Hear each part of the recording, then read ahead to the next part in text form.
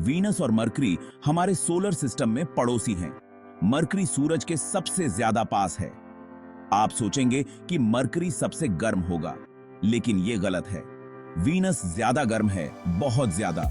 सोचो, सबसे गर्म दिन में कितनी गर्मी होती है और उसे कई गुना बढ़ा दो। बस वीनस वैसा ही है, लेकिन वीनस मरकरी से ज्यादा गर्म क्यों है? ये सब उनके वायुमंडल और ग्रीन हाउस इफेक्ट की वजह से है। ग्रीन हाउस इफेक्ट वीनस को भट्टी बना देता है। सोचो, एक कार धूप में खड़ी है और उसकी खिड़कियां बंद हैं। धूप कार के अंदर जाती है और उसे गर्म करती है। गर्मी अंदर फंस जाती है। कार बिल्कुल तंदूर जैसी हो जाती है। ऐसा ही कुछ वीनस पर होता है। सूरज की किरणें वीनस के वायुमंडल में प्रवेश करती हैं। वीनस की सतह गर्म हो जाती है। ये गर्मी वापस अंतरिक्ष में जाने की कोशिश करती है, लेकिन वीनस का वायुमंडल बहुत घना है और उसमें कार्बन डाइऑक्साइड भरी है। वीनस का वायुमंडल बहुत घना है, जो इसे एक रहस्यमयी और दिलचस्प ग्रह बनाता है। यह ज्यादातर कार्बन डाइऑक्साइड से बना है, जो इसकी जलवायु को बहुत ही अनोखा बनाता है। कार्बन डाइऑक्साइड एक ग्रीन हाउस गैस है, जो वीनस पर तापमान को बहुत अधिक बढ़ा देती है। यह गर्मी के लिए एक तरफा शीशे की तरह है, जो सूरज की रोशनी को अंदर आने देता है। सूरज की रोशनी इससे आसानी से गुजर सकती है, लेकिन ग्रह की सतह से निकलने वाली गर्मी फंस जाती है, जिससे वीनस पर तापमान बहुत अधिक हो जाता है। दूसरी ओर मरकरी का वायुमंडल बहुत पतला है, जो इसे वीनस से बिल्कुल अलग बनाता है। यह लगभग न के बराबर है, जिससे मरकरी की सतह पर जीवन असंभव हो जाता है।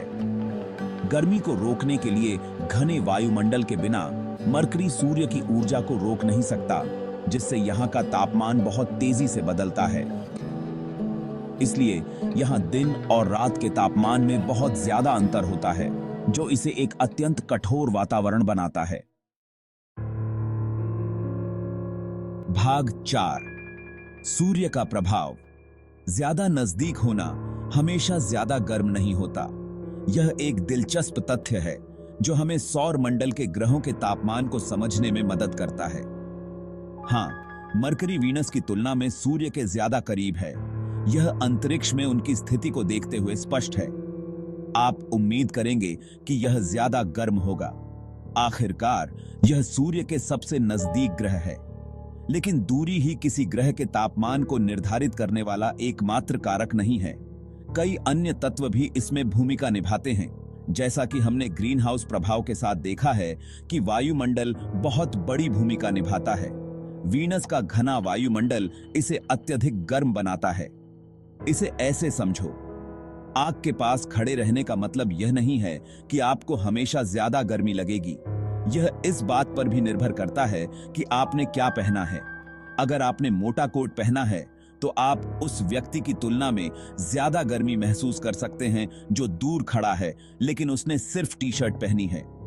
यह एक महत्वपूर्ण अंतर है।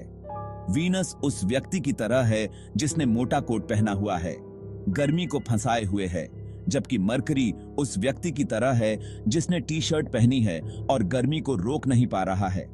इस प्रकार वीनस का तापमान मरकरी से अधिक होता है, भले ही यह सूर्य से दूर हो। भाग 5, वीनस। ग्रहों के तापमान में एक सबक। वीनस, जिसे शुक्र ग्रह के नाम से भी जाना जाता है, हमारे सौर मंडल का दूसरा ग्रह है और यह अपने अत्यधिक तापमान के लिए प्रसिद्ध है।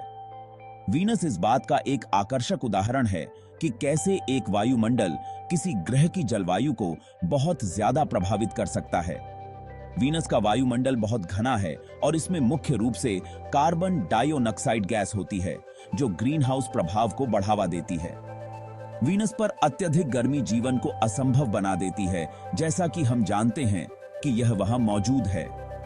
सतह का तापमान इतना अधिक है कि सीसा भी पिघल सकता है। यह ग्रह जीवन के लिए पूरी तरह से अनुपयुक्त है। हालांकि वीनस का अध्ययन करने से हमें ग्रीन हाउस प्रभाव को बेहतर ढंग से समझने में मदद मिलती है। वैज्ञानिकों ने पाया है कि वीनस का ग्रीन हाउस प्रभाव हमारे ग्रह पर भी जलवायु परिवर्तन के लिए एक चेतावनी हो सकता है। वीनस के बारे में जानने से हमें बहुमूल्य जानकारी मिलती है कि हमारे अपने ग्रह का वायुमंडल और ग्रीन हाउस प्रभाव हमारी जलवायु को कैसे प्रभावित करते हैं। यह अध्ययन हमें यह समझने में मदद करता है कि पृथ्वी पर जलवायु परिवर्तन को कैसे नियंत्रित किया जा सकता है। यह एक रहने योग्य ग्रह के लिए संतुलित वातावरण के महत्व की एक कठोर याद दिलाता है।